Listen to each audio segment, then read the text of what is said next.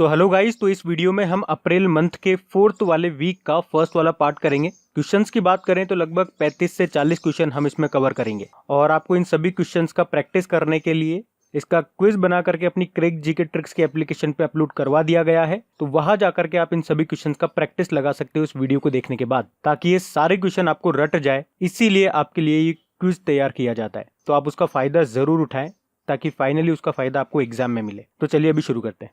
तो पहला प्रश्न है कि अभी राष्ट्रपति रामनाथ कोविंद जी के नए सचिव के रूप में किसे नियुक्त किया गया है? तो सही उत्तर होगा कपिल देव त्रिपाठी को। और कपिल देव त्रिपाठी किसका स्थान लेंगे? तो ये संजय कोठारी का स्थान लेंगे। और संजय कोठारी से भी एक नया अपॉइंटमेंट है, याद रखना, ये बन गए हैं मुख्य सतर्कता आयुक्त, चीफ विजिलेंस कमिश्नर। बाकी राजेश कुमार की बात करेंगे तो ये अभी सिबिल के एमडी सीईओ बने थे। सिबिल मतलब होता है credit information bureau India limited.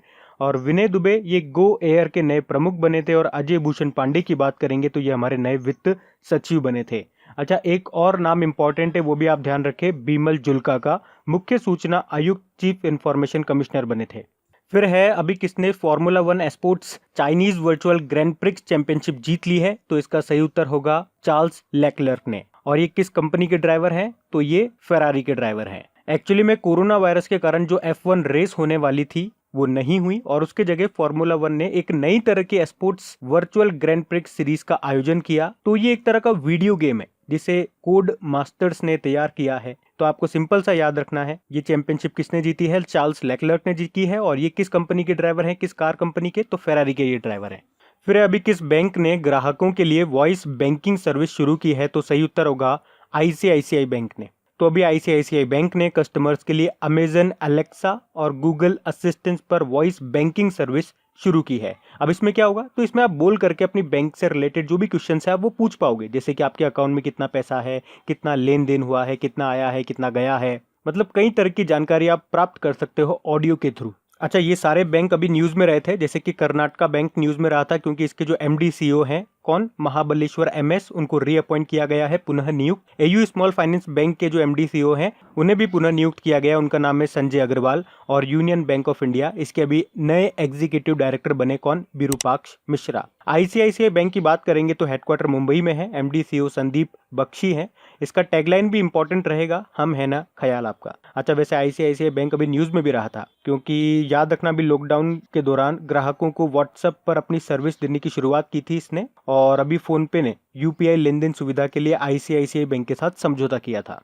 फिर है अभी बीएमडब्ल्यू इंडिया के अध्यक्ष व सीईओ का निधन हो गया। क्या नाम था उनका? उनका नाम था रुद्रतेज सिंह। अब इनका नाम क्यों इंपॉर्टेंट है? इनका नाम इसलिए इंपॉर्टेंट है क्योंकि बीएमडब्ल्यू इंडिया का संचालन करने वाले ये पहले भारतीय थे। 2019 में ही इन्होंने पद संभाला था, लेकिन 2020 में इनका निधन हो गया। वहीं जीन डाइच का बात करेंगे तो इनका भी अभी निधन हो गया। टॉम एंड जेरी आपने बचपन में जरूर देखा होगा, तो उस कैरेक्टर को डिजाइन किया था, पॉपॉय द सेलरमैन, ये सबको डिजाइन करने वाले थे ये। इनका भी निधन हो गया और इनको अपनी कार्टून फिल्म मुनरो के लिए ऑस्कर भी मिल चुका है। बाकी लई सेनियो करसे, ये फिजी देश के पूर्व प्रधानमंत्री थे और इनका भी निधन हो गया। फिजी की कैपिटल याद रख लो, सुवा है, और वर्तमान में इसके प्रधानमंत्री हैं फ्रैंक बेनिमारामा।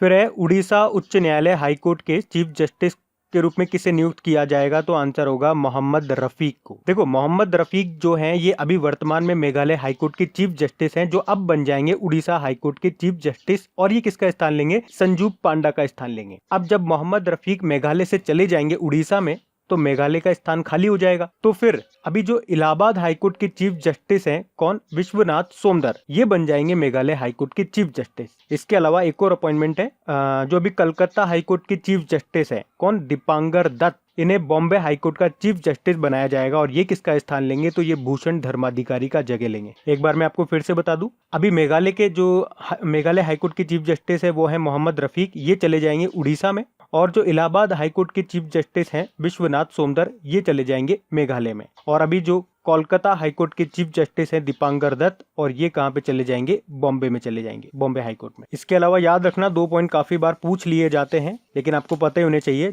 इसके अलावा याद रखना हाई कोर्ट के चीफ जस्टिस का रिटायरमेंट एज कितना होता है, 62 ईयर होता है, जबकि जो सुप्रीम कोर्ट के चीफ जस्टिस होते हैं उनका रिटायरमेंट एज होता है 65 ईयर। और वर्तमान में हमारे चीफ जस्टिस ऑफ इंडिया कौन है, शरद अरविंद बोबड़े हैं 47 नंबर के। और डेली करंट अफेयर्स का लेक्चर भी अगर आप देखते होंगे तो वहां पे मैंने आपसे एक प्रश्न भी पूछा था कि अभी पंजाब सरकार ने अपने सरकारी कर्मचारियों के रिटायरमेंट एज को 60 वर्ष से घटा करके कितना कर दिया है। ये एक बार फिर मैं आप लोगों से पूछता हूँ, इसका आंसर दीजिए। फिर अभी किस राज्य ने ई संजीवनी ओपीडी की शुरुआत की है, तो आंसर होगा हिमाचल प्रदेश सरकार ने। तो अभी हिमाचल प्रदेश सरकार ने बीमार लोगों को निशुल्क ऑनलाइन चिकित्सा परामर्श यानी कि एडवाइस उपलब्ध कराने के लिए ई संजीवनी ओपीडी की शुरुआत की है। और मुख्य रूप से ये वाली सुविधा उन लोगों के लिए यूजफुल होगी जिन्हें कुछ हेल्थ इश्यूज हैं, कोरोना के नहीं, कुछ और हेल्थ इश्यूज हैं, लेकिन वो कोरोना के डर से हॉस्पिटल जाने से डर रहे हैं कि कहीं वो संक्रमित न हो जाए, इन्फेक्टेड न हो जाए। और इसी तरह की एक सुविधा अभी राजस्थान सरकार ने भी शुरू की है, उसका नाम है आयु एवं सेहत साथी योजना, तो वो भी ध्यान रखना। फिर अभी किस आईआईटी ने high speed magnetic RAM develop की है, तो आंसर होगा आईआईटी मंडी ने। आईआईटी मंडी जो कि हिमाचल प्रदेश में है और उसने अभी एक हाई स्पीड मैग्नेटिक रैम मतलब समझते हो ना, रैंडम एक्सेस मेमोरी, ये बनाई है। तो इसमें क्या होगा, इसमें ज्यादा डेटा आप स्टोर कर पाओगे और एनर्जी की भी बचत होगी। और अगर आपसे पूछा जाए ये जो हाई स्पीड मैग्नेटिक रैम है ये किस टेक्नोलॉजी पे काम करता है, तो ये स्पिंटरोनिक तकनीक पे काम करता है, इसीलिए इसका पूरा नाम है spin transfer torque magnetic RAM. आपको जनरली पता ही होगा जो रैम है वो तभी तक डेटा स्टोर करता है जब तक उसको इलेक्ट्रिक सप्लाई आती रहती है। जैसे इलेक्ट्रिसिटी बंद हो जाती है, यानी कि आपके सिस्टम को एनर्जी जाना, इलेक्ट्रिसिटी जाना बंद हो जाती है, तो उसमें जो रैम में जो डेटा सेव रहता है वो भी उड़ जाता है, लेकिन इसमें ऐसा नहीं होगा। फिर है अभी विश्व रचनात्मक और नवाचार दिवस, world creativity and innovation day कब मनाया गया, तो आंसर होगा 21 अप्रैल को। तो क्यों मनाते हैं इसे, तो लोगों में नए विचारों का आह्वान करने के लिए और रचनात्मकता और नवाचार यानी कि क्रिएटिविटी एंड इनोवेटिव सोच रखने वालों को एनकरेज करने के लिए मनाया जाता है। यूनाइटेड नेशन के द्वारा मनाया जाता है। अच्छा, 21 अप्रैल को एक और इंपॉर्टेंट डे मनाते हैं, वो भारत में मनाते हैं, भारत में सिविल सर्विसेज डे। और क्यों मनाते हैं, क्योंकि 21 अप्रैल को भारत के पहले जो गृह मंत्री थे सरदार वल्लभ भाई पटेल जी, उन्होंने आजादी के बाद पहली बार 1947 में प्रशासनिक सेवा अधिकारियों को संबोधित किया था और उसी की याद में इससे मनाया जाता है। पहली बार इसे 21 अप्रैल 2006 को मनाया गया था। अच्छा, उस संबोधन में उन्होंने सिविल सर्वेंट्स को, सिविल सेवकों को स्टील फ्रेम ऑफ इंडिया कहा था। तो ये पॉइंट आप ध्यान रख लो थोड़ा सा, क्या पता कभी पूछ ले कि स्टील फ्रेम ऑफ इंडिया किसे कहा जाता है, तो सिविल सर्वेंट्स ऑफ इंडिया को कहा जाता है। किसने कहा था, सरदार वल्लभ भाई पटेल जी ने कहा था। फिर है how the onion got its layer नाम की जो बुक है उसको भी रिलीज किया गया है। इसके लेखक कौन है, तो आंसर होगा सुधा मूर्ति है। सुधा मूर्ति आप जानते हो ये इन्फोसिस फाउंडेशन की चेयरपर्सन है और इन्फोसिस के जो को फाउंडर है एनआर नारायण मूर्ति, उनकी ये वाइफ भी है। और इनका नाम आपने पहले भी सुना होगा, सितंबर 2019 की बात है, मैंने आपको बताया था। इनकी एक और बुक आई थी, उसका नाम था the daughter from a wishing tree, तब भी हमने इनके बारे में पढ़ा था। अच्छा, यहाँ पे जो नाम लिख रहे हैं वो भी इंपॉर्टेंट है। मैरी जॉर्डन मेलानिया ट्रम्प के ऊपर बुक लिखी इन्होंने, जिसका नाम है the art of her deal, the untold story of Melania Trump. Paolo Giordano की बात करेंगे, कोरोना वायरस के ऊपर बुक लिखी है इन्होंने, बुक का नाम है हाउ कॉन्टेजन वर्क्स। और धर्मेंद्र रॉय ने the thin mind map book लिखी थी। फिर अभी अंतरराष्ट्रीय पृथ्वी दिवस, वर्ल्ड अर्थ डे कब मनाया गया, तो आंसर होगा 22 अप्रैल को। तो विश्व में पृथ्वी को बेहतर बनाने के बारे में जागरूकता फैलाने और लोगों को पर्यावरण संरक्षण के लिए प्रोत्साहित करने के लिए इसे मनाया जाता है। सबसे इंपॉर्टेंट रहेगी इसकी थीम रही है क्लाइमेट एक्शन। अच्छा, ध्यान रखना 22 अप्रैल को तो हम वर्ल्ड अर्थ डे मनाते हैं, इससे एक महीने पहले यानी कि 22 मार्च को क्या मनाते हैं, वर्ल्ड वाटर डे मनाते हैं। फिर है सिटी यूनियन बैंक में किसे एमडीसीयू बनाया गया, तो आंसर होगा एन कामा कोदी को। एक्चुअली में इनको रीअपॉइंट किया गया है, पुनः नियुक्त किया गया है। अभी अप्रैल के एंड में इनका कार्यकाल समाप्त होना था, लेकिन अभी फिर से 3 साल के लिए इन्हें फिर से नियुक्त कर दिया गया। बाकी हम देख ही चुके हैं, कपिल देव त्रिपाठी अभी राष्ट्रपति रामनाथ कोविंद जी के सचिव बने। विनीत अरोड़ा की बात करेंगे तो पेटीएम जनरल इंश्योरेंस के एमडी सीईओ बने हैं। और Virupaksha Mishra union bank of India के एग्जीक्यूटिव डायरेक्टर बने हैं। याद रखना यूनियन बैंक ऑफ इंडिया के, और प्रश्न में हम बात कर रहे हैं सिटी यूनियन बैंक की, तो कंफ्यूज मत हो जाना। सिटी यूनियन बैंक की बात करेंगे, स्थापना 1904 में हुई, हेडक्वार्टर कुंभकोणम तमिलनाडु में है और इसके चेयरमैन है आर मोहन। फिर अगला प्रश्न एक अच्छी खबर के साथ, कोरोना वायरस से मुक्त होने वाला देश का पहला राज्य कौन सा बन गया है, तो आंसर होगा गोवा। तो अभी 21 अप्रैल को ही गोवा देश का पहला ऐसा राज्य बना जो कोविड-19 से मुक्त हो गया, और गोवा के बाद मणिपुर कोविड-19 से मुक्त होने वाला दूसरा राज्य बना, ये भी ध्यान रखना। अच्छा, किसी भी राज्य को हम कोविड-19 से मुक्त होने वाला कब कहेंगे? जब 14 दिनों तक, लगातार 14 दिनों तक कोई भी केस वहां पे कोविड-19 का न आया हो, तब हम उसे क्या कहेंगे कि वो मुक्त हो चुका है कोविड-19 से। भले ही वहां पे कोविड-19 का मरीज मौजूद हो, कहीं जगह छुप के रह रहा हो, लेकिन वो सामने नहीं आया, रिपोर्ट में नहीं आया, तो हमने उसे क्या कह दिया, वो मुक्त हो चुका है। ये बात क्लियर रखना। गोवा की बात करेंगे तो इसकी कैपिटल है पणजी, और पणजी किस नदी के किनारे स्थित है? तो मंडवी नदी के किनारे स्थित है। गवर्नर है सत्यपाल मलिक और वर्तमान में इसके मुख्यमंत्री हैं प्रमोद सावंत। अच्छा, इनसे पहले जो मुख्यमंत्री थे पिछले साल जिनका निधन हो गया, उनका नाम था मनोहर पारीकर, और ये अभी काफी न्यूज में रहे। दो कारण से ये न्यूज में रहे थे।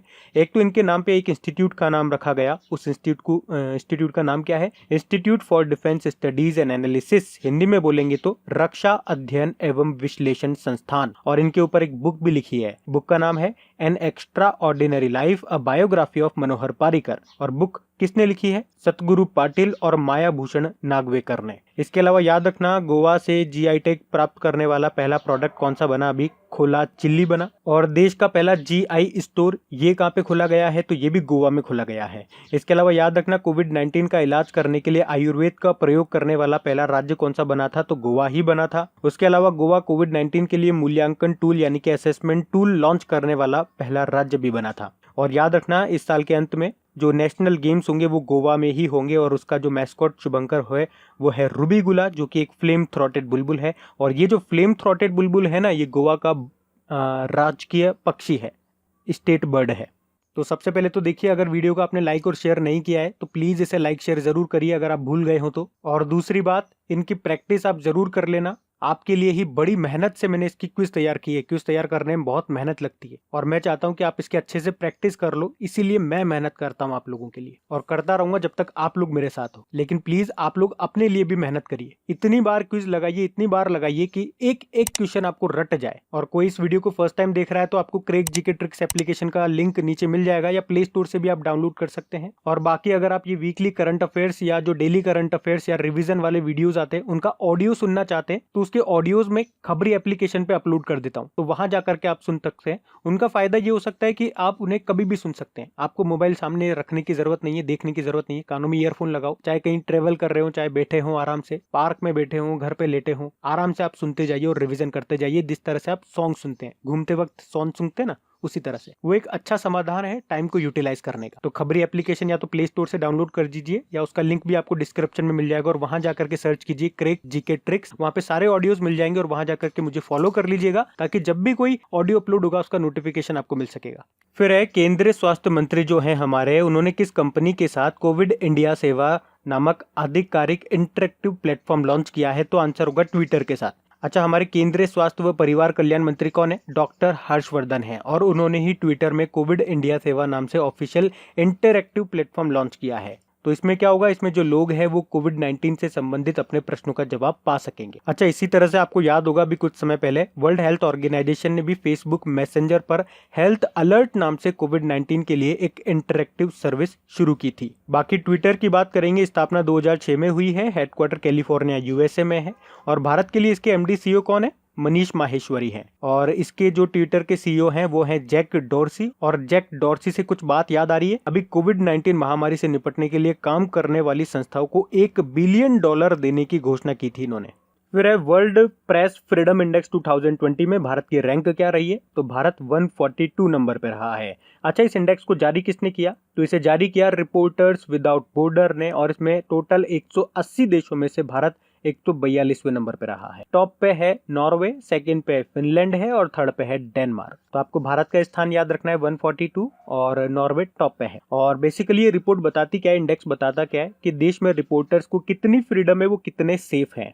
फिर है किन देशों को भारत में किसी भी सेक्टर में निवेश से पहले, इन्वेस्ट करने से पहले सरकार की मंजूरी लेनी होगी? तो आंसर होगा पड़ोसी देशों को, मतलब जिनके साथ हम बाउंड्री शेयर करते हैं। तो अगर उन देशों की कोई भी कंपनी या कोई भी व्यक्ति भारत में किसी भी सेक्टर में इन्वेस्ट करना चाहता है तो उससे पहले हमारी गवर्नमेंट से मंजूरी लेनी होगी। और ये फैसला इसलिए लिया गया है ताकि अभी कोविड-19 की वजह से जो नाजुक परिस्थितियां उत्पन्न हो रही है, तो कोई विदेशी कंपनी इस समय में हमारी जो घरेलू कंपनियां हैं उनका अधिग्रहण न कर ले, फायदा न उठा ले। अभी तक केवल ये वाली कंडीशन बांग्लादेश और पाकिस्तान के लिए ही एप्लीकेबल थी, लेकिन अभी सरकार ने जो भी हमारी बाउंड्री से लगने वाले पड़ोसी देश हैं उन सब के लिए ये एप्लीकेबल कर दी है कि भैया इन्वेस्ट करना है तो पहले गवर्नमेंट की परमिशन लो। फिर है किसकी पुस्तक ने विलियम ई कोल्बी पुरस्कार जीता है? तो आंसर होगा एडम हिगिनबॉटम ने। तो एडम हिगिनबॉटम की जो बुक है उसका नाम है midnight in Chernobyl the untold story of the world's greatest nuclear disaster, और इसी ने विलियम ई कोल्बी पुरस्कार जीता है। ये बुक सैन्य या खुफिया इतिहास पर लिखी गई है। अच्छा, इस पुरस्कार की बात करेंगे तो इसकी शुरुआत हुई थी 1999 में। और अगर बाकी के जो ऑप्शन की बात करेंगे जैसे कि अब्दुलवहाब अस्साउई, तो अभी आपको याद होगा ये अल्जीरिया के लेखक हैं और 13वां इंटरनेशनल अरब फिक्शन अवार्ड 2020 इन्होंने जीता था अपने उपन्यास द स्पार्टन कोर्ट के लिए। और जालीला हैदर की बात करेंगे, पाकिस्तान की नागरिक है और international women of courage award जीता था इन्होंने।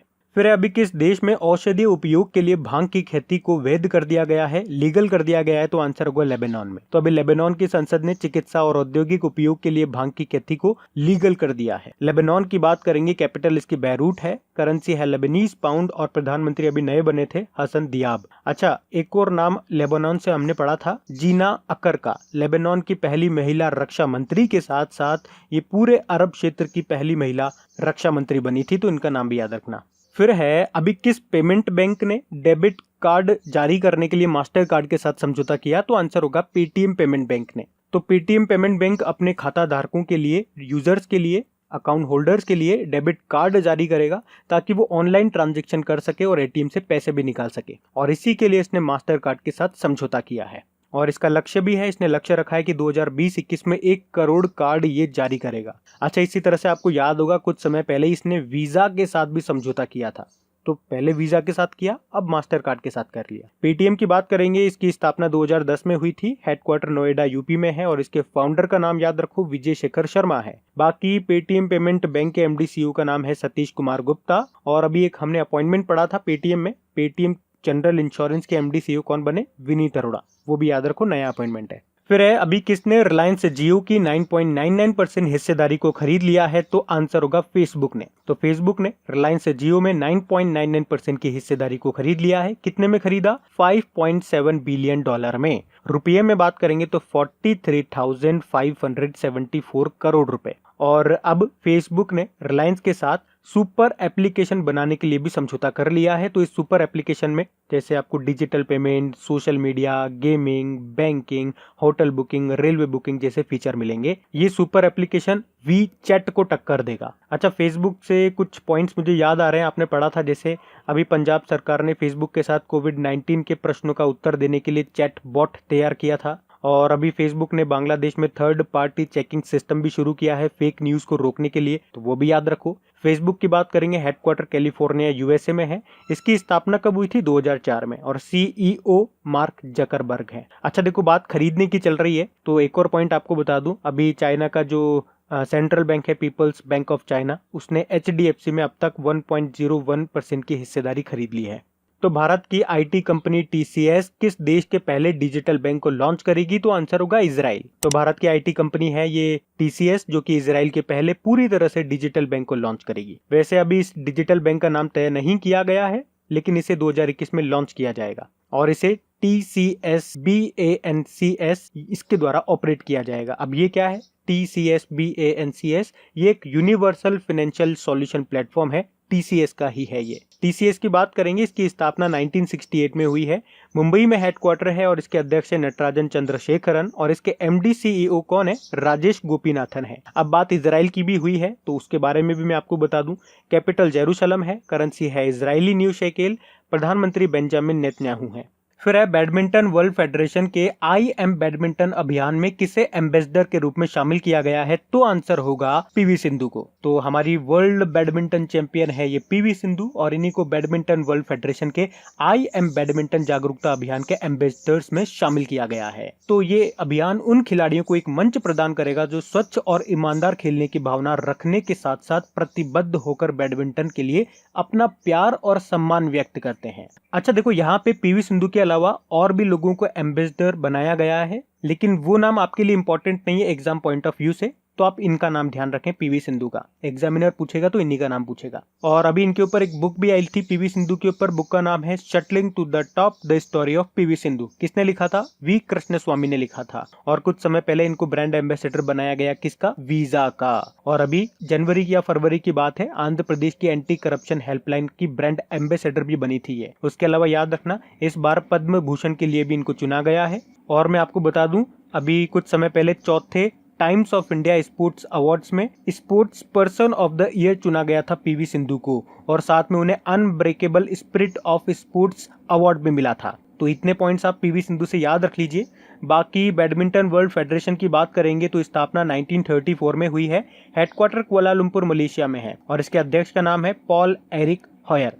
फिर अभी इंटरनेशनल मोटरसाइकिल मैन्युफैक्चरर्स एसोसिएशन ने किसे अपना नया अध्यक्ष बनाया है? तो आंसर होगा राकेश शर्मा को। तो राकेश शर्मा के बारे में बता दूं, ये अभी वर्तमान में बजाज ऑटो के एग्जीक्यूटिव डायरेक्टर हैं और अभी इन्हें इंटरनेशनल मोटरसाइकिल मैन्युफैक्चरर्स एसोसिएशन का नया प्रेसिडेंट नियुक्त किया गया है। बाकी ये तीनों नाम आप याद रखो, इंपॉर्टेंट रहेंगे। मोहम्मद रफीक उड़ीसा हाईकोर्ट के चीफ जस्टिस बनेंगे, विश्वनाथ सोमदर मेघालय हाईकोर्ट के चीफ जस्टिस बनेंगे और दीपांकर दत्त बॉम्बे हाईकोर्ट के चीफ जस्टिस बनेंगे। पीछे हम पढ़ चुके हैं। बाकी इंटरनेशनल मोटरसाइकिल मैन्युफैक्चरर्स एसोसिएशन की बात करेंगे, स्थापना 1947 में हुई है। हेडक्वार्टर आप याद रख लो, जेनेवा स्विट्जरलैंड में है। फिर है विश्व पुस्तक व कॉपीराइट दिवस कब मनाया गया? तो आंसर होगा 23 अप्रैल को। तो हर साल लोगों में पुस्तकों के प्रति जागरूकता बढ़ाने के लिए 23 अप्रैल को विश्व पुस्तक व कॉपीराइट दिवस के रूप में मनाया जाता है। और इस साल का इसका स्लोगन यानी कि नारा क्या रहा? KLPACA बाका कैरिंग थ्रू रीडिंग। और 2020 की विश्व पुस्तक राजधानी क्या रही? Kuala Lumpur Malaysia. फिर आपसे पूछा जा रहा है सुजलम सुफलाम जल संचय अभियान ये किस राज्य या यूनियन टेरिटरी की जल संरक्षण योजना है? तो याद रखना गुजरात की। तो अभी 21 अप्रैल को ही गुजरात सरकार ने लॉकडाउन के बीच में सुजलम सुफलाम जल संचय अभियान का तीसरा चरण शुरू किया गया है। एक्चुअली में जो इसका पहला चरण है यानी कि इसकी जो शुरुआत हुई थी वो 2018 में हुई थी। अब इसमें होता क्या है? तो इसमें मानसून के पहले यानी कि बरसात का सीजन आता है, उससे पहले जो नदियां हैं, जो झीलें हो गए, जो बांध वगैरह हो गए, उनको गहरा किया जाता है ताकि जब बारिश आएगी तो हम ज्यादा से ज्यादा पानी को स्टोर कर सकें। फिर है अंतरराष्ट्रीय शतरंज महासंघ के ऑनलाइन नेशंस कप में भारत की ओर से कौन खेलेंगे? तो आंसर होगा विश्वनाथ आनंद। तो वैसे आपको पता ही होगा, इस साल कोरोना वायरस के कारण जितने भी खेल हैं वो तो यार रद्द हो गए हैं या फिर पोस्टपोन कर दिए गए हैं। पर अब international chess federation online nations cup का आयोजन कर रहा है जहां इसे ऑनलाइन खेला जाएगा। इसमें 6 अलग अलग देशों की टीमें हिस्सा लेंगी और भारत की ओर से विश्वनाथ आनंद इसमें खेलेंगे। मई में खेला जाएगा ये 5 से 10 मई तक। विश्वनाथ आनंद से 2-3 पॉइंट आप याद रख लो। एक तो इनकी ऑटोबायोग्राफी का नाम माइंड मास्टर है और अभी इन्हें वर्ल्ड वाइड फंड इंडिया ने पर्यावरण शिक्षा कार्यक्रम का राजदूत बनाया था। और याद रखना विश्वनाथ आनंद हमारे पहले ग्रैंड मास्टर हैं जिन्हें पहला राजीव गांधी खेल रत्न पुरस्कार मिला था 1991 में। और चेस की बात हुई है तो एक प्रश्न मैंने आपसे हमेशा पूछता हूँ, वर्ल्ड चेस डे कब मनाते हैं? तो वो भी याद रखना 20 जुलाई को मनाते हैं।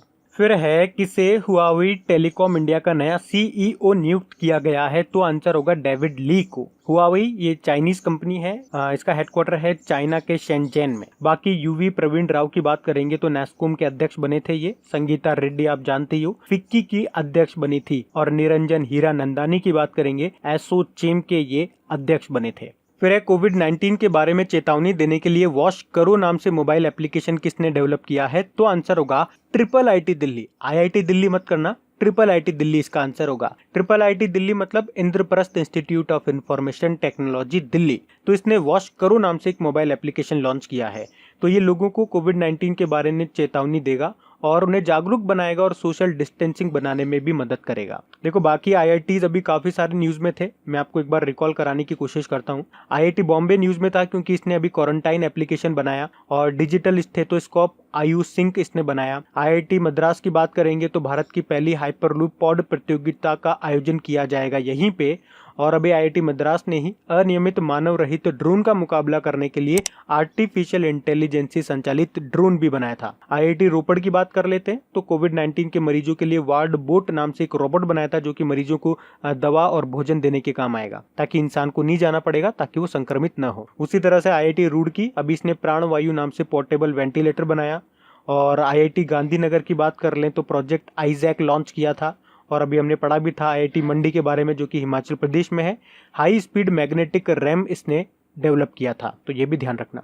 फिर है राष्ट्रीय पंचायती राज दिवस, ये हमने कब मनाया? तो आंसर होगा 24 अप्रैल को, और इसे हमने पहली बार 2010 में मनाया था। अच्छा, 24 अप्रैल को ही क्यों मनाते हैं? तो ध्यान रखना, क्योंकि 24 अप्रैल 1993 में 73वां संशोधन अधिनियम 1992 के जरिए पंचायती राज व्यवस्था लागू की गई थी, और राजस्थान पहला राज्य बना था जिसमें 1959 में पंचायती राज व्यवस्था लागू की गई थी, राजस्थान के नागौर जिले में। किसके द्वारा? उस टाइम के प्रधानमंत्री जवाहरलाल नेहरू जी के द्वारा। और फिर उसके बाद 1959 में ही आंध्र प्रदेश में भी इसको लागू किया गया था। अच्छा, हमारे केंद्रीय पंचायती राज मंत्री कौन है? तो नरेंद्र सिंह तोमर है। अच्छा, इसके अलावा मैं आपको बता दूं, वर्ल्ड हेल्थ ऑर्गेनाइजेशन 24 से लेकर 30 अप्रैल तक विश्व प्रतिरक्षण सप्ताह भी मना रहा है, यानी कि वर्ल्ड इम्यूनाइजेशन वीक, और इसकी थीम रखी है #वैक्सीन्स वर्क फॉर ऑल।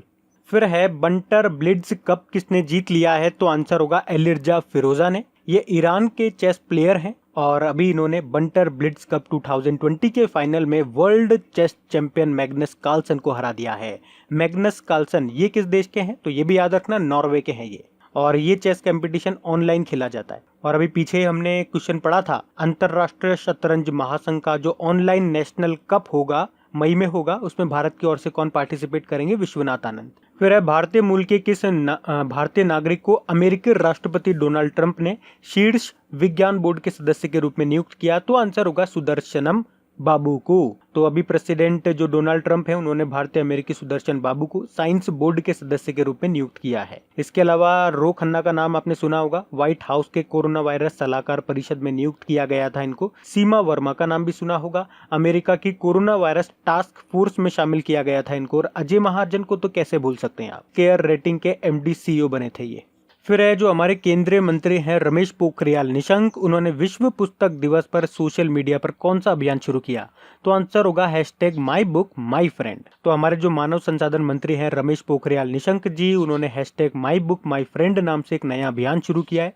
तो इसमें पुस्तकों के महत्व के बारे में बताते हुए उन्होंने सभी छात्रों को बोला है कि लॉकडाउन के समय जो भी आप अपनी एकेडमिक बुक्स पढ़ रहे हो, पाठ्यक्रम की पुस्तकें पढ़ रहे हो, उसके अलावा अपनी पसंद की किताबें भी पढ़ें, और सोशल मीडिया पर #MyBookMyFriend के जरिए उस बुक को शेयर करें जो आप इस समय पढ़ रहे हो। अच्छा, ये जो हमारे रमेश पोखरियाल निशंक जी है, इनका निर्वाचन क्षेत्र है हरिद्वार, ये भी ध्यान रखना। और एक और क्वेश्चन मैं आपको यहाँ से बता दूं, अभी इन्होंने रमेश पोखरियाल निशंक जी ने ई-लर्निंग राष्ट्रीय कार्यक्रम विद्यादान 2.0 लॉन्च किया। ये ई-लर्निंग प्लेटफॉर्म है, तो यहाँ पर लॉकडाउन के दौरान छात्रों को ई-लर्निंग सामग्री को इस विद्यादान 2.0 पोर्टल पे अवेलेबल कराया जाएगा।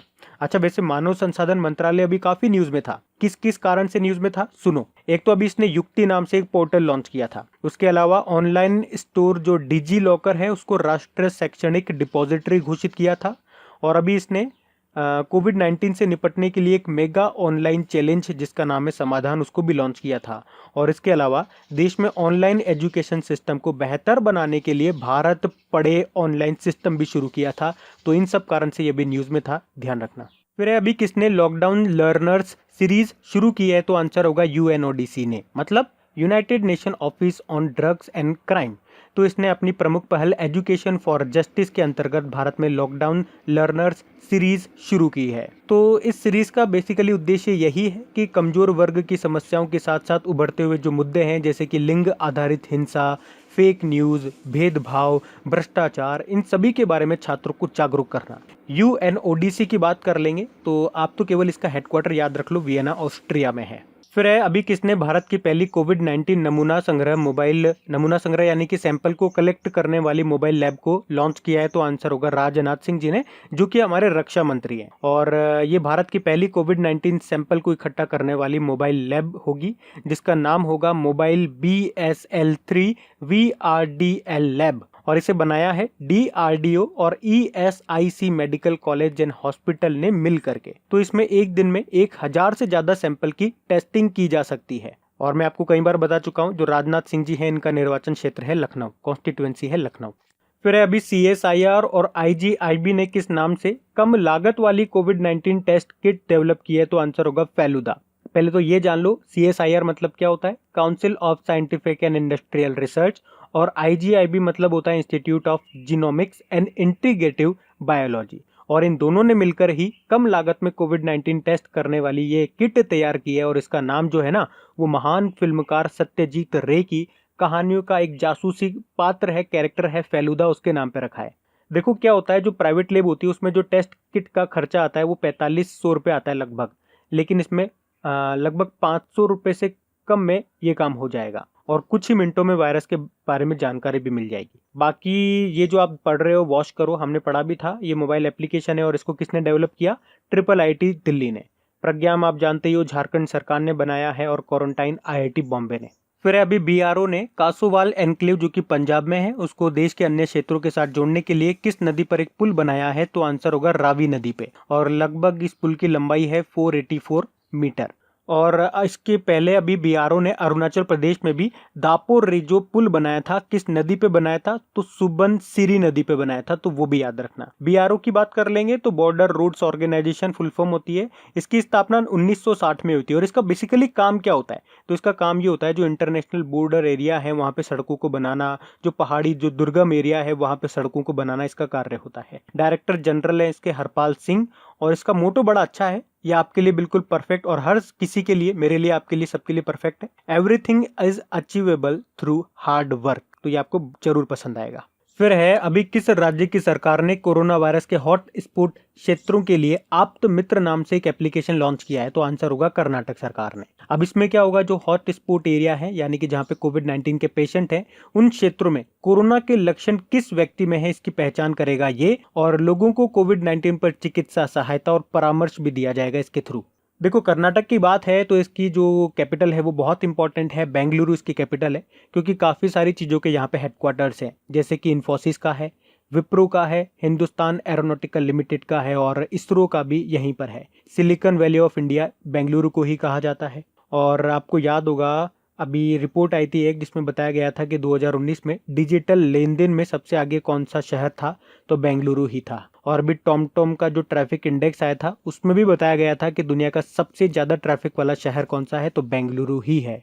अभी कर्नाटक ने नमस्ते ओवर हैंडशेक अभियान भी शुरू किया था और कोरोना वॉच नाम से एक एप्लीकेशन भी इसने बनाया था। और एक और इम्पॉर्टेंट पॉइंट मैं आपको बताऊं तो इसरो देश का पहला जो अंतरिक्ष यात्री प्रशिक्षण केंद्र यानी कि ट्रेनिंग सेंटर है वो कर्नाटक में ही बनाएगा, कर्नाटक के चित्रदुर्ग जिले के चेलकेरे में, तो ये भी याद रखना।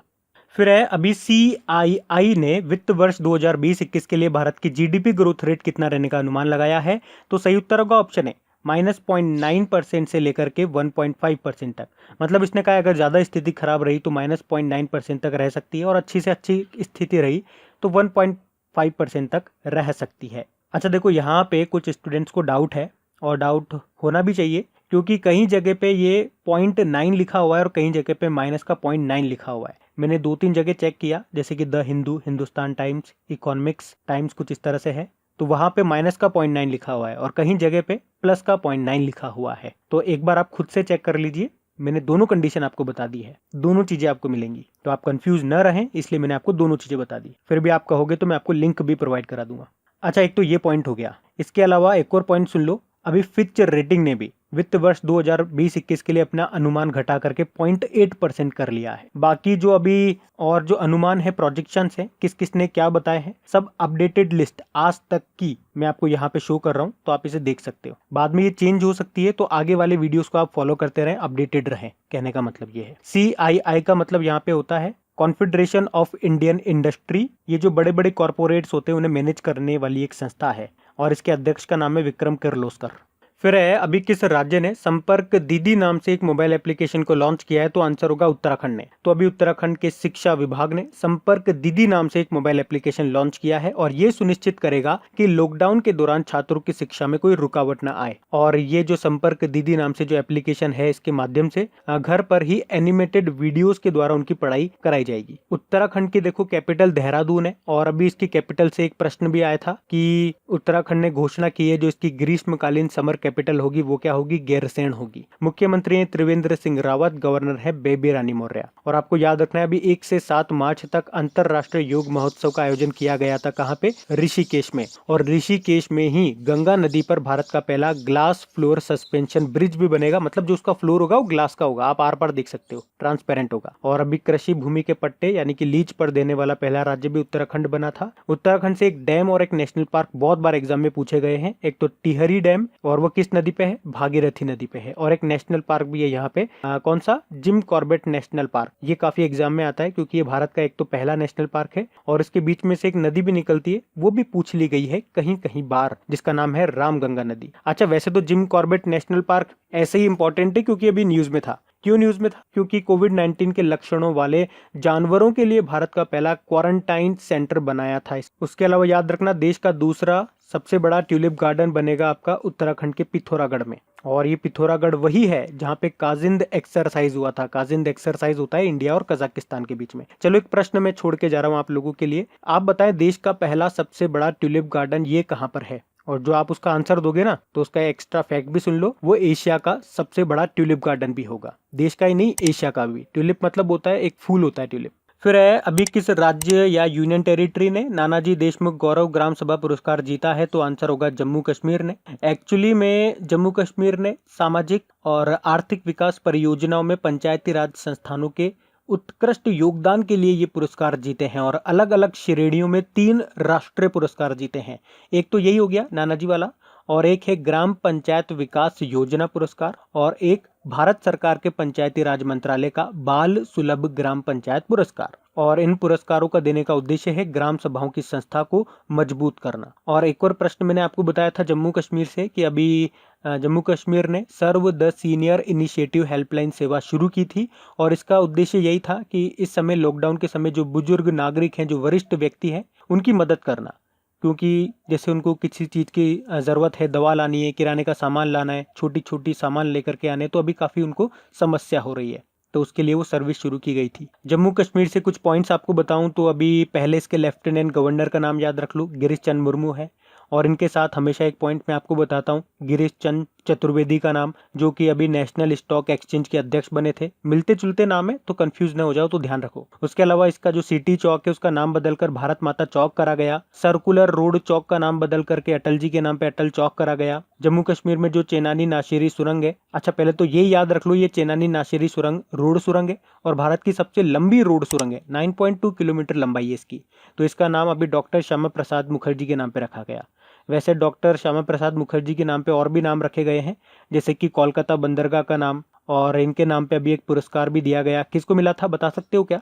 असम के मुख्यमंत्री सर्बानंदा सोनोवाल को। वैसे इनके नाम पे एक स्टेडियम भी है, ऑलरेडी एक स्टेडियम है। कहाँ पे? गोवा में। अच्छा चलो एक प्रश्न मैं आपसे पूछ लेता हूँ, आप बताओ भी जम्मू कश्मीर हाईकोर्ट में पहली बार किस जज ने भारत के संविधान की शपथ लेकर के कार्यभार संभाला था? अच्छा वैसे ये प्रश्न मैं आपसे पहले भी पूछ चुका हूँ, तो चलो मैं ही बता देता हूँ, रजनीश ओसवाल उनका नाम है। आप तो ये बता दो मुझे कि जम्मू कश्मीर हाईकोर्ट की चीफ जस्टिस कौन है, और जो भी है ये जम्मू कश्मीर हाईकोर्ट की पहली चीफ जस्टिस है, ये भी आप ध्यान रखना, नाम आप बता दो बस। तो गाइज ये था आज का हमारा वीडियो, अप्रैल का 4th वीक का ये वाला फर्स्ट वाला पार्ट था। तो सबसे पहले तो देखिए, अगर वीडियो को आपने लाइक और शेयर नहीं किया है तो प्लीज इसे लाइक शेयर जरूर करिए अगर आप भूल गए हो तो। और दूसरी बात, इनकी प्रैक्टिस आप जरूर कर लेना।